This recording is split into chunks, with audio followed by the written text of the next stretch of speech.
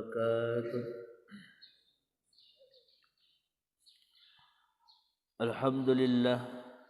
الحمد لله الذي لأداء الجمع والجماعة واهدنا إلى صراط من اكتساب أعمال السعادة. أشهد أن لا إله إلا الله وحده لا شريك له وأشهد أن سيدنا محمدا عبده ورسوله لا نبي بعده. اللهم صل وسلم وبارك وكرم على هذا النبي الكريم سيدنا ومولانا محمد وعلى آله وأصحابه أجمعين. أما بعد، فيا عباد الله أوصيكم وإياي بتقوى الله فقد فاز المتقون. اتقوا الله حق تقاته ولا تموتن إلا وأنتم مسلمون. قال الله تعالى في القرآن الكريم: أعوذ بالله من الشيطان الرجيم. بسم الله الرحمن الرحيم. فوجد عبدا من عبادنا آتيناه رحمة من عندنا وعلمناه من لدنا علما قال له موسى هل أتبعك على أن تعلمني مما علمت رشدا. Sadaqallahul azim. Kembali pada subuh hari ini kita bersyukur kepada Allah Subhanahu wa taala atas segala nikmat yang Allah berikan kepada kita pada pagi hari ini, karena Allah masih memberikan kita nikmat yang luar biasa. Karena ketika kita ditidurkan tadi malam atau diistirahatkan tadi malam, maka pagi hari ini kita masih diberikan kesempatan untuk menghirup udara hari ini. Kita masih diberikan kesempatan hidup pada hari ini. Kenapa Allah berikan itu semua kepada kita? Karena Allah masih mengizinkan kita untuk memperbanyak amal dan menghapus akan setiap dosa yang pernah kita kerjakan. Kemudian salawat dan salam tak lupa-lupanya kita kirimkan bagi baginda Nabi sallallahu alaihi wasallam. Allahumma salli ala Sayyidina Muhammad wa ala ali Sayyidina Muhammad. Tak bosan-bosan kita bersalawat kepada Rasulullah, karena keutamaan daripada salawat itu yang luar biasa. Di dalam kitab Kifayatul Atqiya digambarkan bahawa para malaikat saja berjanji akan memberikan keutamaan yang luar biasa kepada orang-orang yang bersalawat. Maka pertama malaikat Jibril akan berkata, apa kata malaikat Jibril? Wahai Rasulullah, wahai Muhammad, bahawa beruntunglah daripada umat-umatmu yang bersalawat minimal 10 kali tiap-tiap hari. Jadi kalau ada umatmu yang bersalawat 10 kali dalam tiap hari, maka mereka nanti akan aku gandeng tangannya meniti siratal mustaqim seperti kilat yang menyambar, kata malaikat Jibril. Kemudian berkata pula malaikat Mikail, wahai Rasul, beruntunglah umat-umatmu yang bersalawat kepadamu. Kenapa dengan demikian? Karena umat-umatmu yang bersalawat kepadamu, maka akan aku berikan ia minuman dari telagamu, yaitu telaga Kausar, ya Rasulullah. Kemudian berbicara pula malaikat Israfil, beruntunglah umatmu yang bersalawat kepadamu. Kenapa dengan demikian? Karena umat-umatmu yang bersalawat kepadamu, ya Rasulullah, maka aku akan bersujud kepada Allah meminta ampunkan dosa-dosanya, dan aku tidak akan bangkit dari sujudku sebelum Allah mengampuni dosa orang yang bersalawat itu. Kemudian berbicara pula malaikat Israel, wahai Rasul, bahagialah umat-umatmu yang bersalawat kepadamu. Kenapa dengan demikian? Karena aku tidak akan mencabut nyawa umatmu kecuali dalam keadaan lembut seperti aku mencabut daripada nyawanya para nabi dan rasul, kata malaikat. Jadi semua malaikat saja menjanjikan akan keutamaan daripada salawat. Semua malaikat memberikan kebaikan-kebaikan terhadap salawat yang dibacakan. Maka inilah keutamaan salawat, dan kita mesti memperbanyak untuk bersalawat kepada Rasulullah sebagai bukti cinta kita kepada Nabi sallallahu alaihi wasallam. Bapak dan Ibu yang dimuliakan oleh Allah Subhanahu wa taala, pada pagi hari ini insya-Allah kita akan melihat terkait dengan pentingnya adab sebelum berilmu.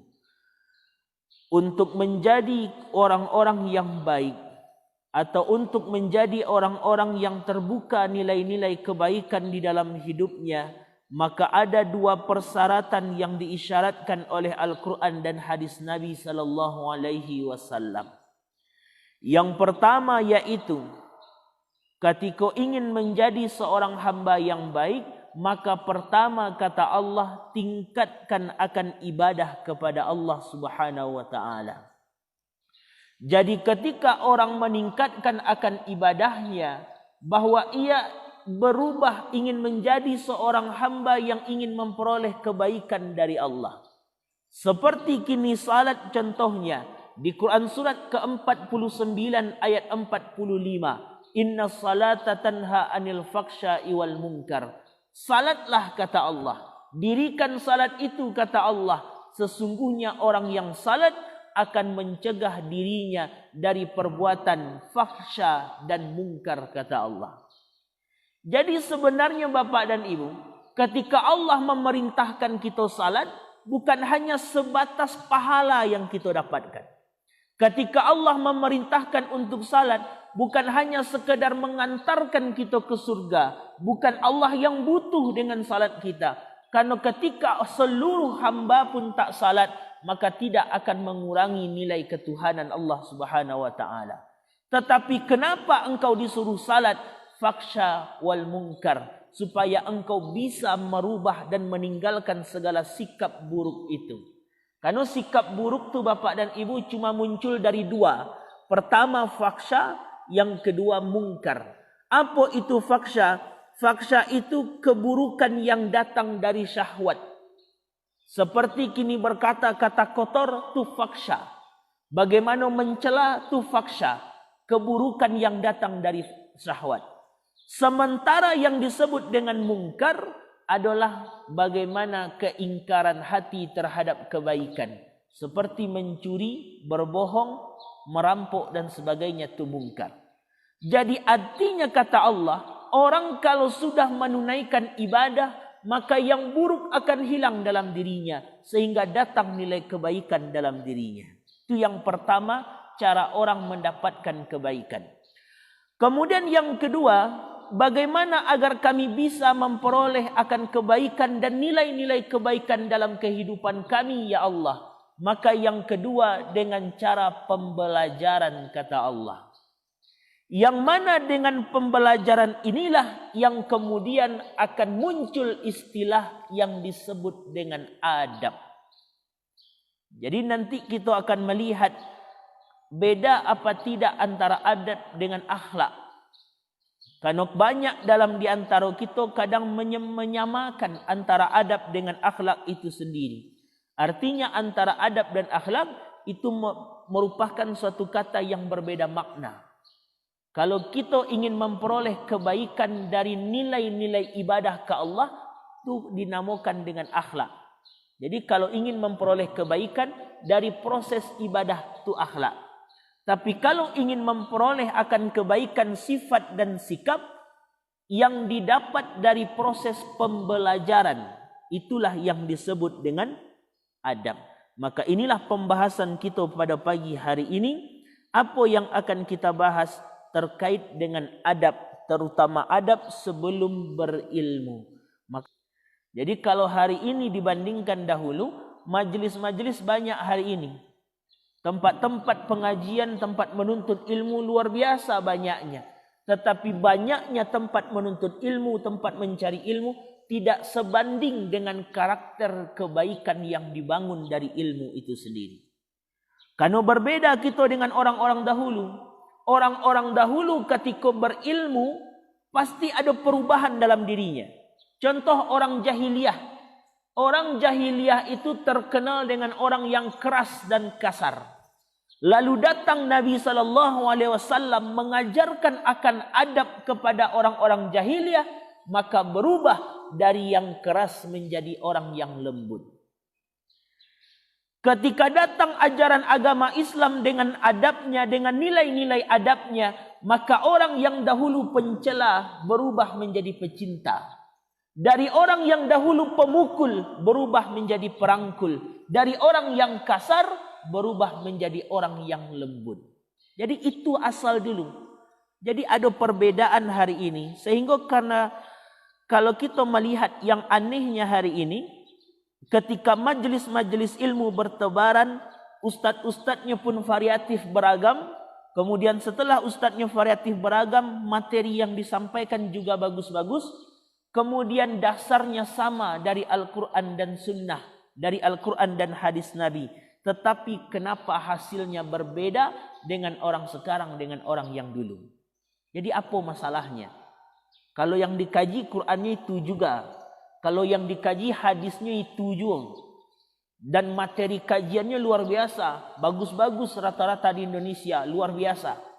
Dan majelis-majelis ilmunya banyak, ustadznya beragam berbagai macam. Tapi kenapa hasil dari pembelajaran itu berbeda antara kita dengan orang-orang dahulu? Inilah yang dimaksud dengan adab itu sendiri. Apa di antara perbedaannya itu? Di antara perbedaannya itu Bapak dan Ibu, antara orang hari ini, kita hari ini dengan orang-orang dahulu, yaitu semakin banyak majlis hari ini, semakin banyak yang diperselisihkan. Semakin banyak majlis hari ini, semakin banyak kini ke orang-orang yang saling mencela, bahkan saling membid'ahkan. Apakah perbedaan tidak ada di zaman dahulu? Ada. Apakah tidak ada kini ke perbedaan kajian, perbedaan pendapat ulama di zaman dahulu? Ada. Tapi orang-orang dahulu ketika belajar, ada perbedaan, mereka tidak pernah berselisih. Orang-orang dahulu ketika belajar, ada perbedaan, tidak pernah saling mencela. Orang-orang dahulu ketika belajar, saling berselisih, tidak pernah saling membid'ahkan, bahkan sampai kini memasukkan orang, mencap orang masuk neraka. Tapi kenapa hari ini itu yang terjadi? Padahal yang dikaji Qurannya sama, hadis Nabinya pun juga sama. Tapi ketika muncul perselisihan, saling cela, saling kini menghina, bahkan saling membid'ahkan. Apa yang terjadi sebenarnya? Itu yang jadi masalah hari ini. Itulah yang disebabkan sehingga karena mempelajari ilmu, apa sebabnya? Karena orang mempelajari ilmu tidak dengan adabnya, maka hasilnya mengeluarkan pengetahuan tapi tidak disertai dengan adab-adab menerapkan pengetahuan itu. Jadi itu masalahnya ternyata. Ilmunya sama, pengetahuannya sama. Tapi kok banyak berselisih, kok banyak mencela dan sebagainya. Ternyata kalau ilmu tidak dimulai dengan adab, maka akan muncul ilmu-ilmu tapi tidak menanamkan nilai adab di dalamnya. Jadi adab itu penting terkait dengan bagaimana sebelum menuntut ilmu. Nanti kita tunjukkan bagaimana para ulama-ulama dahulu lebih mementingkan adab dibandingkan ilmu. Dan ada keutamaan adab dibandingkan ilmu. Kita mulai pembahasan kita merujuk kepada hadis Nabi SAW ketika menceritakan Nabi Musa sedang berkhutbah. Ketika Nabi Musa sedang berkhutbah, maka ada orang yang bertanya kepada beliau. Apa pertanyaan orang kepada Nabi Musa? Man a'lamun nas? Wahai Nabi Musa, siapakah manusia yang paling berilmu di antara manusia hari ini? Jadi bertanya orang Bapak dan Ibu, siapakah orang yang paling berilmu di antara manusia hari ini? Siapakah orang yang paling hebat di antara manusia hari ini? Itu pertanyaan orang kepada Nabi Musa. Kata Nabi Musa saat itu, karena beliau seorang nabi dan juga seorang rasul, yang mana fitrah seorang nabi dan rasul itu langsung diajar oleh Allah Subhanahu wa taala. Jadi beda dengan kita. Kalau nabi dan rasul, pembelajarannya langsung dari Allah. Sejak Nabi Adam sampai Nabi Muhammad sallallahu alaihi wasallam. Kita lihat Nabi Adam di Quran surat yang kedua ayat 31. Wa 'allama Adam al-asma'a kullaha. Maka Allah mengajarkan kepada Nabi Adam, apa kecil beliau? Kulah semuanya, kullaha. Itu semua benda-benda Allah ajarkan, Allah yang langsung mengajarkan. Ketika berbicara Nabi Muhammad pun juga seperti itu, bahwa Allah yang langsung memberi pelajaran kepada Nabi Muhammad. Dalilnya Quran surat yang kedua 151. Bahkan dari Nabi Muhammad sampai kepada Nabi Adam, Allah yang langsung memberikan pelajaran kepada dirinya. Apa itu? Di Quran surat keempat ayat 163, Inna auhayna ilaika kama auhayna ila nuhi wan nabiyina. Kami telah wahyukan kepadamu wahai Muhammad, kata Allah, sebagaimana yang kami berikan dahulu juga kepada Nabi Nuh dan nabi-nabi setelahnya. Jadi pembelajaran yang diberikan oleh Allah kepada Rasul dan para Nabi itu secara langsung. Lah fitrah Nabi dan Rasul seperti itu. Maka wajar saja ketika Nabi Musa ditanya siapa yang paling berilmu di antara manusia. Beliau menjawab, ana, saya, kata beliau. Kira-kira Bapak dan Ibu, ketika beliau Nabi Musa tu ditanya siapa yang paling berilmu di sini, beliau jawab dengan aku. Salah atau benar beliau Pak dan Ibu? Salah atau benar beliau? Benar atau salah? Beliau jawab, siapa yang paling berilmu di antara manusia hari ini? Beliau jawab, saya. Benar atau salah? Salah. Benar atau salah? Kita lihat jawabannya bagaimana benar atau tidak. Secara sifat kemanusiaan, jawaban beliau itu benar. Karena bagaimana kita memungkiri bahawa Nabi itu langsung diajar oleh Allah secara pandangan manusia. Ketika secara pandangan manusia, beliau seorang Nabi, seorang Rasul, langsung Allah yang memberikan ilmu kepadanya. Langsung Allah yang memberikan pengetahuan kepadanya. Secara pandangan manusia, beliau tidak salah menjawab kalau yang paling berilmu adalah aku. Tetapi secara dalam artian untuk memberikan sebuah pembelajaran tersebut, maka turunlah firman Allah. Apa firman Allah Subhanahu wa taala yang tercantum dalam Quran surat ke-18 surat Al-Kahf pada ayat yang ke-65 sampai nanti ke-73 sampai nanti kepada ayat setelahnya. Apa kata Allah ketika Nabi Musa menjawab yang paling berilmu di antara manusia hari ini adalah aku? Turun ayat. Apa kata Allah Subhanahu wa taala? Kata Allah di Quran surat 18 ayat 65, kami pilih seorang hamba wahai Musa yang akan tempat engkau belajar kepadanya tentang pengetahuan. Jadi kata Allah mengatakan engkau mengaku sebagai orang berilmu, tapi kata Allah ada seseorang orang saleh pai belajar ke situ, ambil ilmu pengetahuan. Ternyata Allah ingin mengajarkan ada juga yang lebih berpengetahuan dibanding daripada Nabi Musa alaihi salam. Jadi kata Allah seperti itu. Ada je yang lebih santiang dari engkau wahai Musa. Tu orangnya. Carilah orang saleh ini, belajar, ambil ilmu darinya. Nanti kisahnya kan di Quran surah Al-Kahf ayat 365 sampai ayat 73 itu. Kan nanti bagaimana Nabi Musa bertemu dengan orang-orang saleh tadi. Dengan orang saleh tadi. Lalu ingin belajar, diizinkan belajar. Setelah nanti diizinkan belajar, tapi Nabi Musa banyak kadang membantah. Banyak bertanya, banyak membantah. Kadang sering mengambil kesimpulan sendiri dan kurang sabar.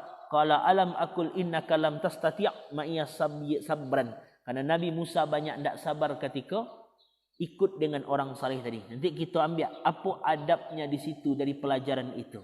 Karena kalau cuma berilmu Bapak dan Ibu, orang iblis lebih tinggi ilmunya dibandingkan manusia.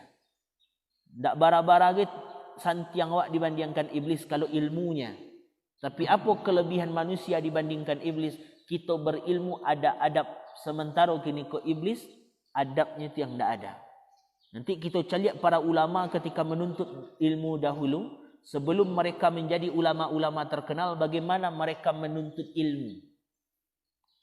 Itu yang digambarkan. Nanti kita akan lihat bagaimana ilmu itu supaya mudah masuknya ke dalam diri dan supaya lama tinggalnya di dalam diri. Ada pula nanti penjelasan Allah Subhanahu wa taala. Maka ketika itu melalui ayat tersebut diperintahkanlah oleh Allah untuk mencari hamba yang saleh itu untuk mencari pengetahuan, untuk mengambil akan ilmunya.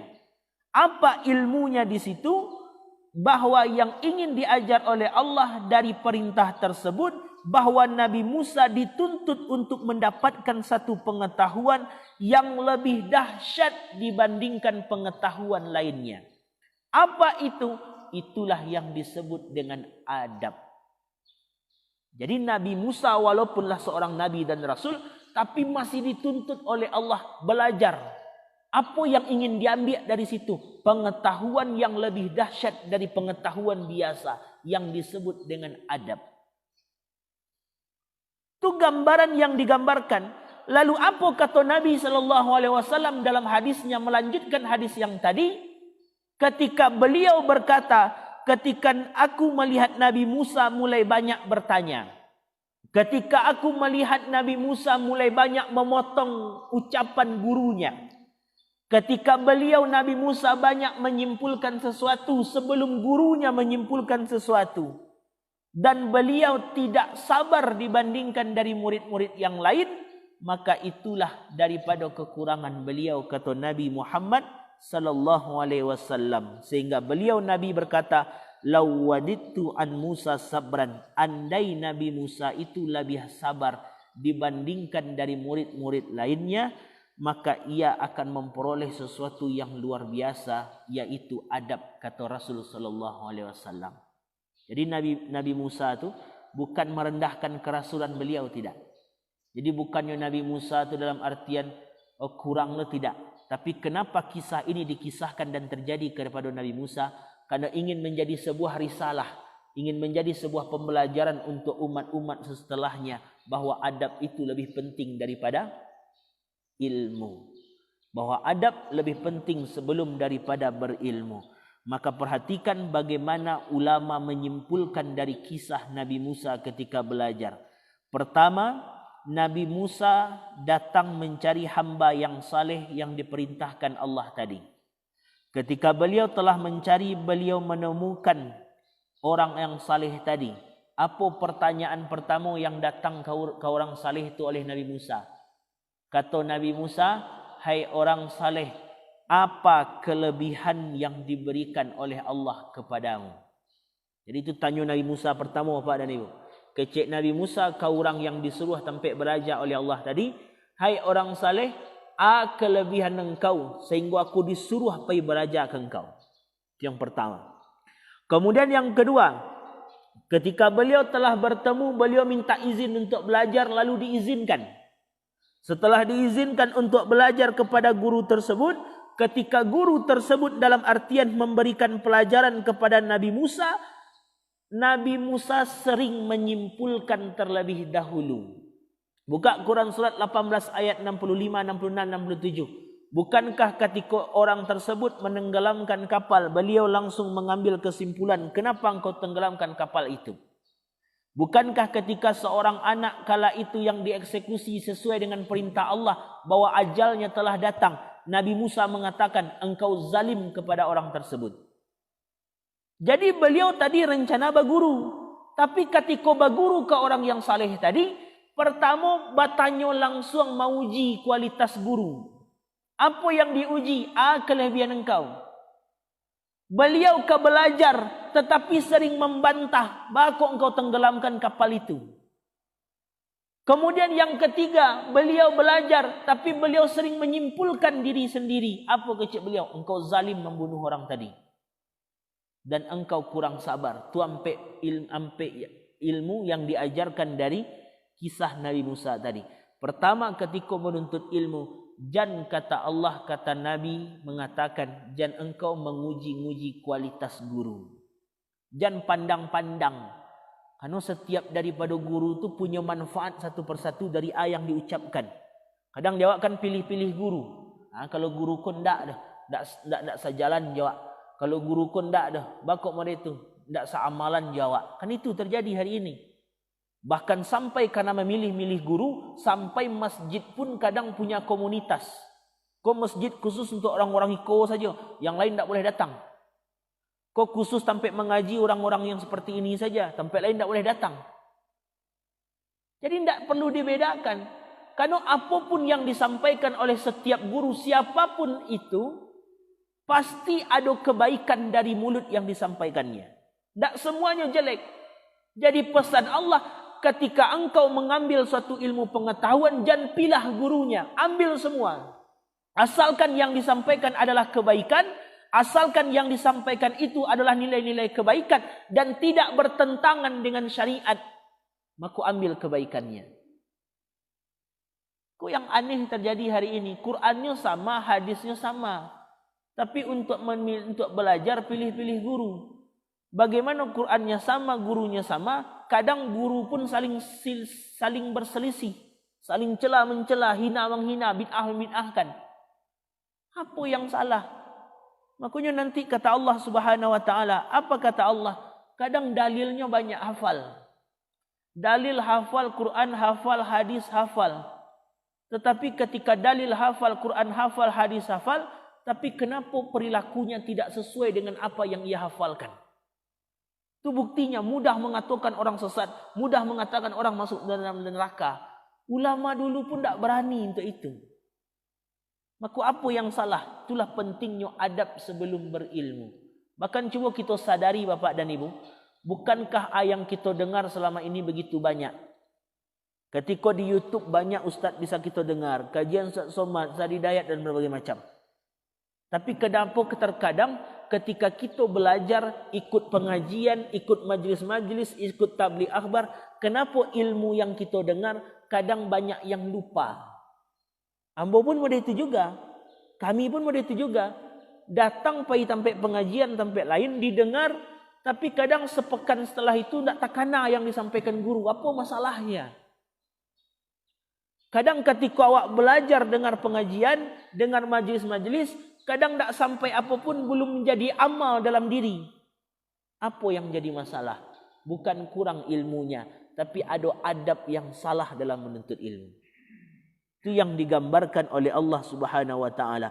Maka 4 poin inilah yang disimpulkan oleh para ulama dengan pelajaran adab sebelum menuntut ilmu, kata beliau. Karena kebanyakan persoalan penuntut ilmu yang memunculkan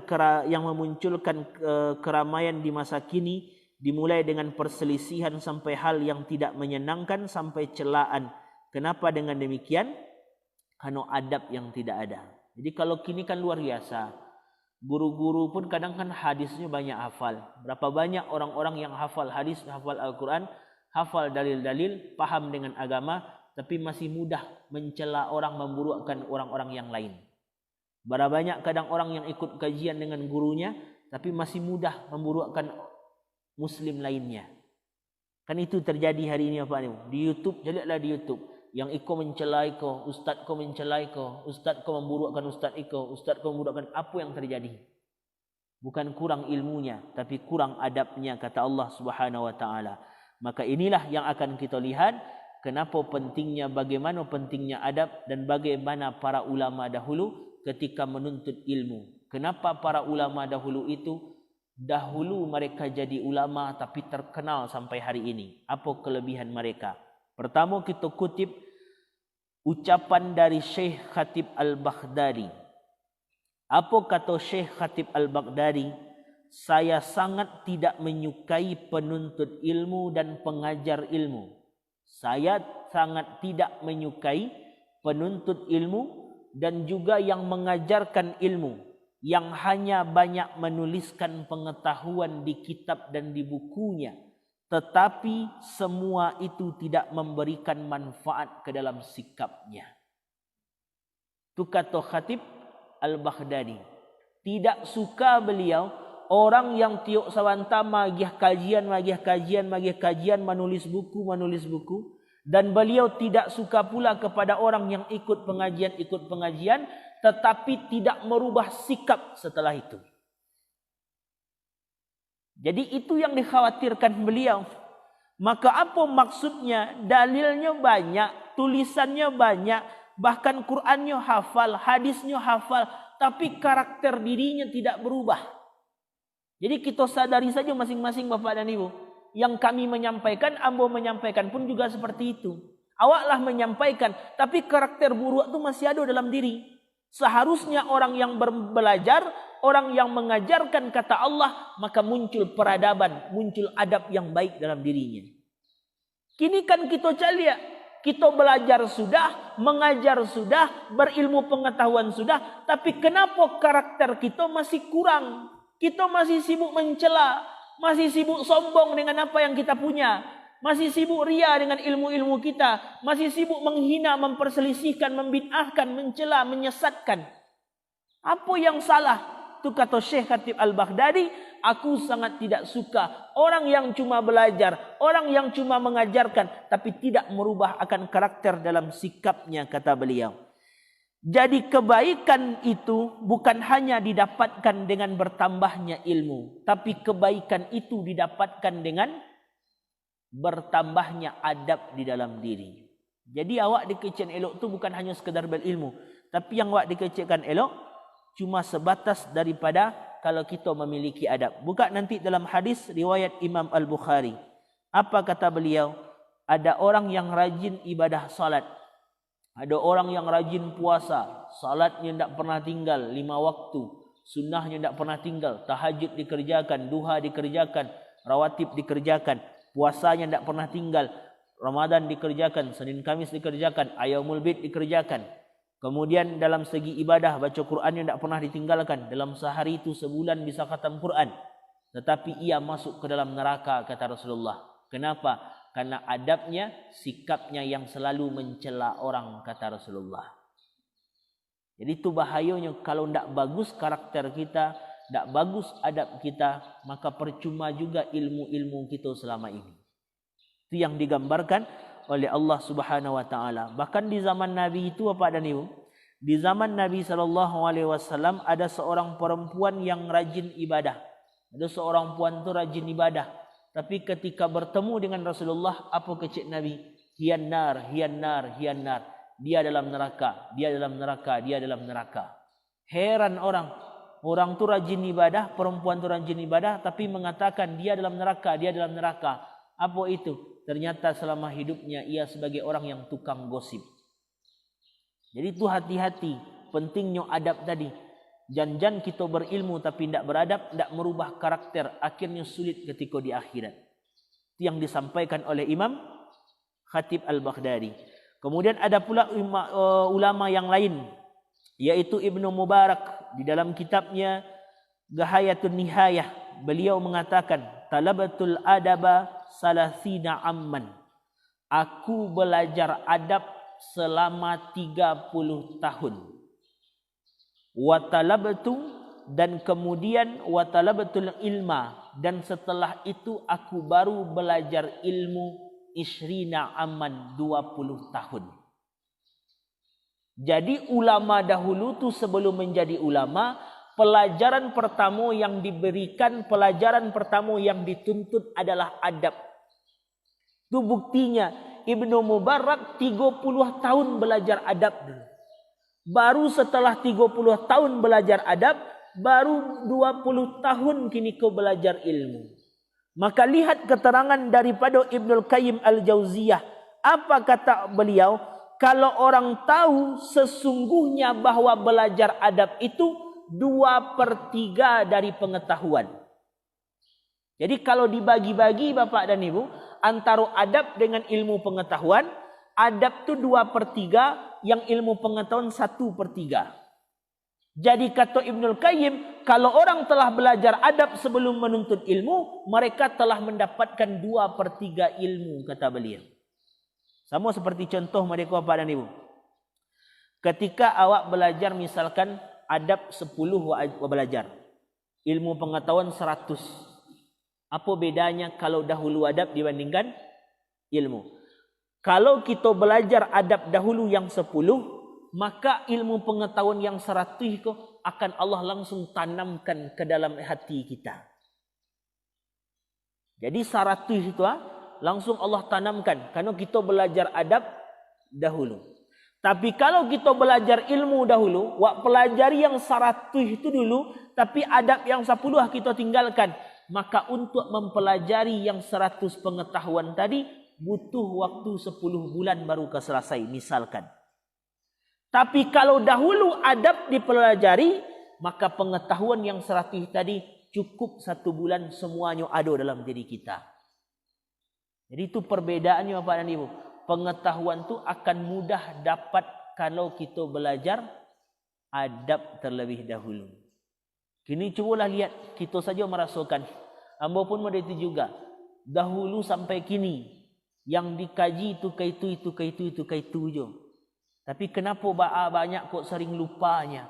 Bakok banyak sering tak tekanannya. Di pondok kami 7 tahun itu diberaja. Kuliah 4 tahun itu je beraja. Tapi sampai kini banyak yang lupa, banyak yang tak takana, banyak yang tak paham. Apa masalahnya? Ternyata kita hari ini banyak berilmu tapi kurang adab dalam berilmu. Itu yang digambarkan. Makanya saya lihat para ulama-ulama dahulu, disitulah kemudian para ulama-ulama dahulu sebelum mereka menjadi ulama, mereka belajar adab terlebih dahulu dan menuliskan kitab adab sebelum kitab ilmu pengetahuan. Saya lihat contoh Bapak dan Ibu seperti Imam Nawawi. Kenal Bapak Imam Nawawi? Kenal Ibu Imam Nawawi? Nama pernah dengar? Ketika orang menyebut Imam Nawawi, kitab yang paling terkenal Al-Arba'in An-Nawawiyah. Jadi orang ketika disebutkan nama Imam An-Nawawi, pasti tekanannya kitab Arba'in An-Nawawiyah berisi 42 hadis. Atau ketika disebut Imam An-Nawawi, yang terkenal yaitu kitab beliau Riyadus Salihin berisi 1896 hadis. Ketika disebut Imam Nawawi, yang dikenal oleh orang Syarah Muslim Al-Minhaj, yaitu kitab hadis mensyarah kitab daripada Sahih Muslim. Ada 7 jilid kitab beliau. Jadi rata-rata ketika orang menyebut nama Imam Nawawi, yang teringat kitab-kitab tadi. Kitab hadis terkait dengan hadis Arba'in 42 hadis, atau kitab Riyadus Salihin berisi 1896 hadis. Tetapi sebenarnya Imam An-Nawawi itu sebelum membuat kitab-kitab tadi, sebelum membuat kitab hadis, sebelum membuat kitab-kitab lainnya, membuat kitab Riyadus Salihin, Syarah Muslim dan sebagainya, sebelum beliau menuliskan itu, beliau pertama kali menulis kitab adab. Silakan dicari nanti kitab beliau berjudul At-Tibyan fi Adab Amalatil Quran. Bagaimana adab-adab sebelum mempelajari Al-Quran. Mohon maaf Bapak dan Ibu, kita pun juga seperti itu. Kadang wak belajar Quran, ayatnya kita baca, ayatnya kita pahami, tapi belum bisa kita amalkan dalam kehidupan. Ambo sering sampaikan, wailul likulli humazatil lumazah. Hafal kita, seluruh kita pasti hafal ayat itu. Celaka bagi para pencela dan pengumpat. Ayatnya kita hafal, sering kita dengar kajian tentang ayat itu, artinya pun kita ketahui bahawa celaka orang-orang pencela dan pengumpat. Tapi kenapa dalam kehidupan kita sering masih mencela dan mengumpat? Makanya dalam Quran, mohon maaf, orang hafal Quran itu baik, luar biasa. Orang hafal Quran jaminan Allah luar biasa. Semua surga berebut untuk masuk, menyuruh mereka masuk ke dalam bagi penghafal Quran. Bagaimana orang-orang yang hafal Quran dibuatkan mahkota dan diarak nanti di akhirat, itu kelebihannya. Tapi tidak banyak pula orang-orang yang hafal Quran tapi masih memiliki kesombongan dalam dirinya karena ia hafal Quran. Apa yang jadi masalah? Itu kata Imam Nawawi, adabnya. Makanya beliau sebelum menulis kitab-kitab lain, beliau menulis kitab adab terlebih dahulu.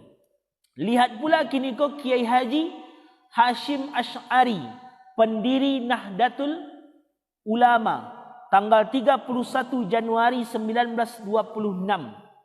Beliau Kiai Haji Hashim Asy'ari selama hidupnya, orang Indonesia itu yang mendirikan Nahdlatul Ulama, selama hidupnya menulis 19 kitab, menulis 19 buah buku. Banyak nanti, tapi kitab pertama yang ditulis dan dikarang oleh beliau adalah kitab adab juga dulu. Apa namanya? Silakan nanti dicari Bapak dan Ibu. Adabul Alim wal Muta'allim. Bagaimana adabnya orang yang mencari ilmu dengan orang yang belajar ilmu. Orang alim wal muta'alim, dan orang yang akan belajar ilmu. Jadi adab yang dikaji dulu. Jadi ulama-ulama dahulu tu sebelum jadi ulama, yang dikajinya adab dahulu. Saya lihat pula kini ko Imam Al-Bukhari. Kalau Imam Bukhari kan kita kenal. Banyak hadis-hadis diriwayatkan oleh Imam Al-Bukhari. Kitab yang terkenal Sahih Al-Bukhari. Nanti kalau saya lihat nama Al-Bukhari pasti terkenal dengan Sahih Al-Bukhari yang berisi 97 pembahasan di dalamnya. Tetapi sebelum beliau kini ko menulis kitab Sahih Al-Bukhari, apa kitab pertama yang ditulis beliau? Adabul Mufrad. Adab yang ditulis oleh beliau dulu. Jadi adab tu penting Bapak dan Ibu. Jadi ternyata para ulama-ulama dahulu mengarang kitab adab terlebih dahulu dibandingkan daripada kitab-kitab ilmu. Kenapa mereka mengarang kitab adab terlebih dahulu?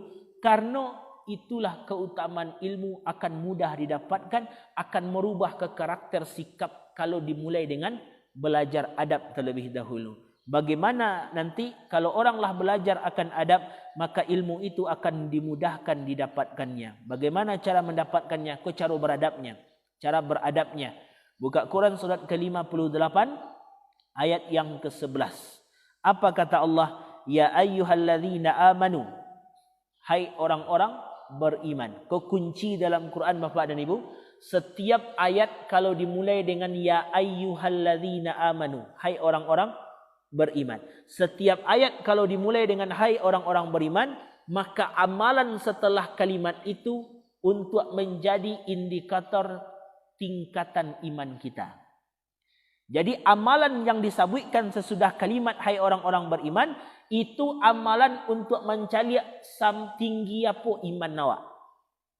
Sama seperti yang lain.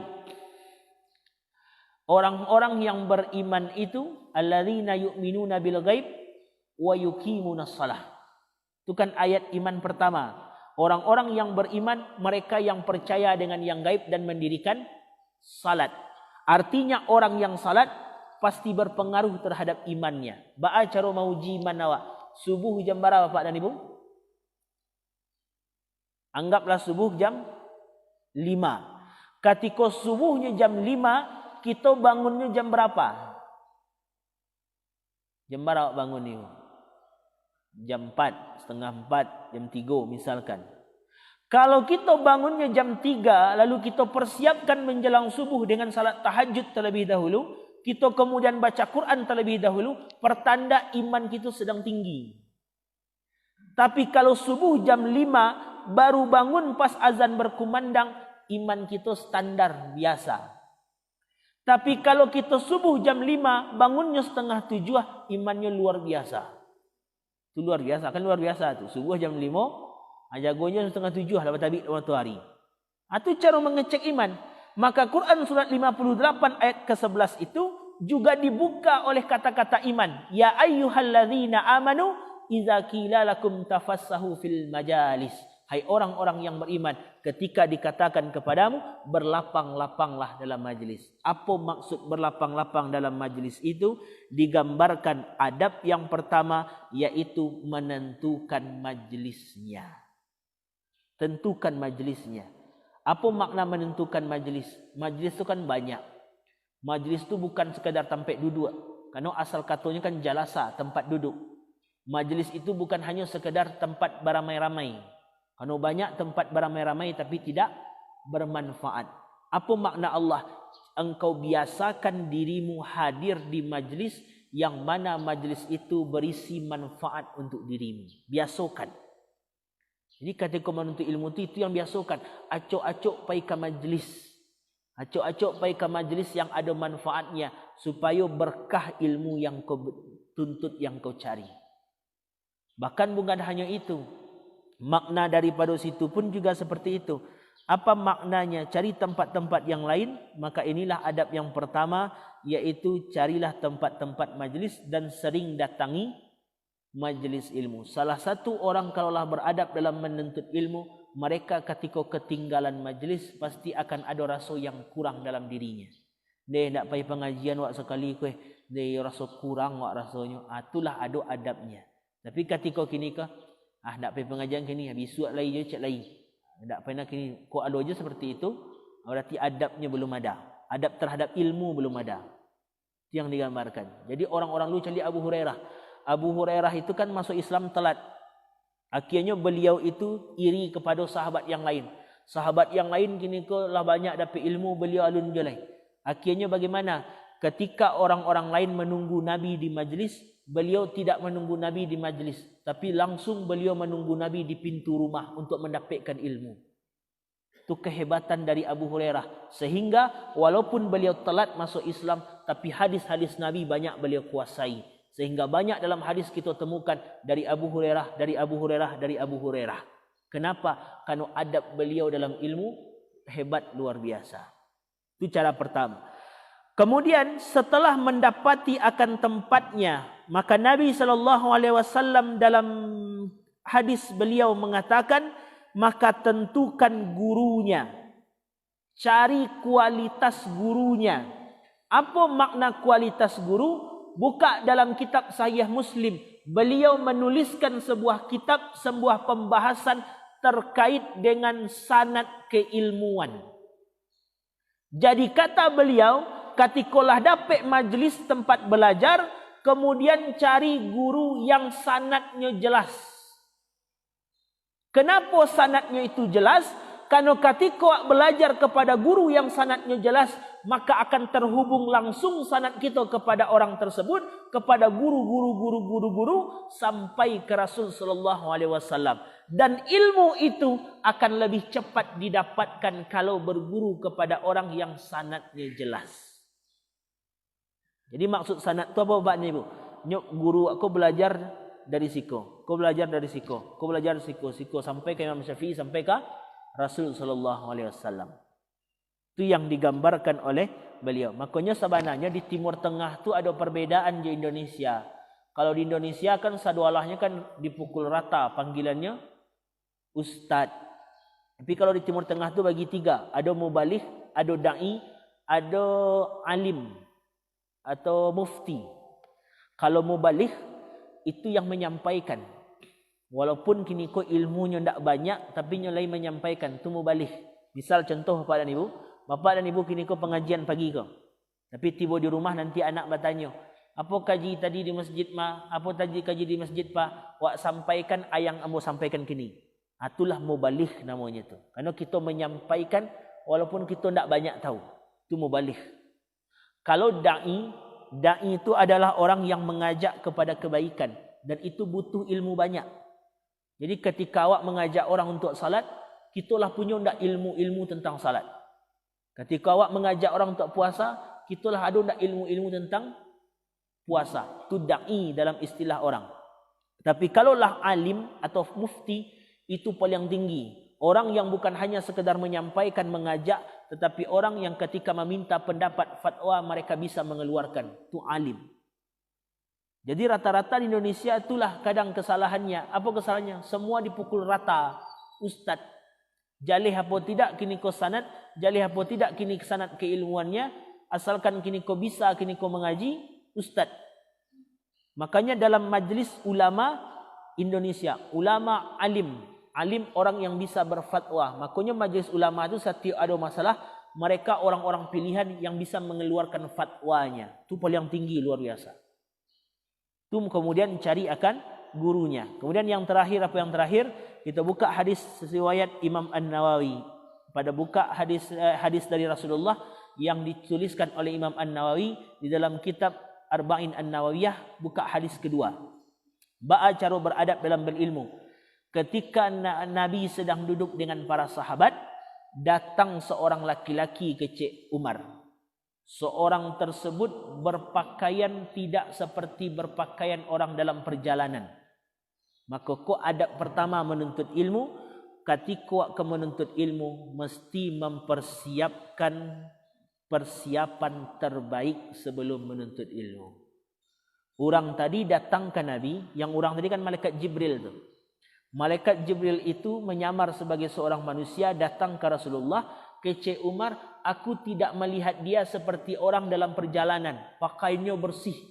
Maka adab pertama ketika menuntut ilmu, siapkan persiapan terbaik sebelum menuntut ilmu. Kemudian yang kedua, orang tersebut tidak seperti orang sedang dalam perjalanan. Artinya orang tadi sajak dari tampik berangkik sampai tampik Nabi itu fokus datang ke majlis ilmu. Apa pesannya? Ketika awak kapai ke majlis ilmu, dari rumah kita berangkat, fokuskan niat kita ke majlis ilmu, jangan singgah-singgah. Tapi kalaulah kapai majlis ilmu, asiko singgah sebentar, asiko singgah sebentar, asiko singgah, apa pengaruhnya? Ketika sedang menuntut ilmu itu nanti kana weko, pangana tu banyak mencampur adukkan. Misal ketika awak sedang singgah, sedang mencari tuan orang, kiranya azan berkumandang, tak selesai. Apa yang kamu sajik lain? Sedang salat takkan ajo, dihalah lanjutan ceritanya penasaran lawak. Sedang menuntut ilmu takkan ajo, dia tak baalah cerita sianu tu jadinya. Itu nanti pengaruhnya. Jadi kalaulah kamu menuntut ilmu, fokuskan ke majlis ilmu, jangan pernah singgah-singgah. Kemudian terakhir, bagaimana maka orang tersebut, kata Umar, duduk di hadapan Nabi, kemudian lututnya bertemu dengan lutut Nabi SAW. Maka apa pesan selanjutnya? Pesan selanjutnya adalah ketika menuntut ilmu, majlis ilmu, maka carilah saf terdepan untuk belajar ilmu tadi. Beda dengan kita sekolah dulu. Awak kalau ambil sekolah dulu, sukanya duduk paling belakang. Makanya kurang berkah ilmu itu ternyata. Maka syarat ilmu itu berkah, ilmu itu mudah didapatkan, syaratnya duduklah dekat saf terdepan. Itu adabnya ketika menuntut ilmu. Jadi luar biasa. Adab-adab tu banyak leh. Kalau dikaji terkait dengan adab tu luar biasa banyaknya. Tapi di antara yang umum itulah yang umumnya saja. Yang umumnya saja. Tapi apa keutamaannya? Ketika orang telah menuntut ilmu sesuai dengan adabnya, janji Allah Subhanahu Wa Taala, aku percepat ilmu itu untuk masuk ke dalamnya.